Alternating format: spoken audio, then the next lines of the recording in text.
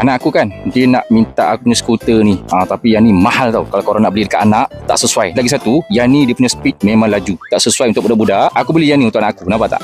Yang ni, dia datang siap seat. Tengok, tak laju sangat. Dia punya throttle just nice untuk budak-budak. Dan size dia pun kecil sikit. Kalau nak compare yang ni, dia besar sikit dan dia laju. Yang ni murah gila. Dapat seat, memang dah siap ada motor, bateri semua dekat dalam. Charger pun dia bagi sekali.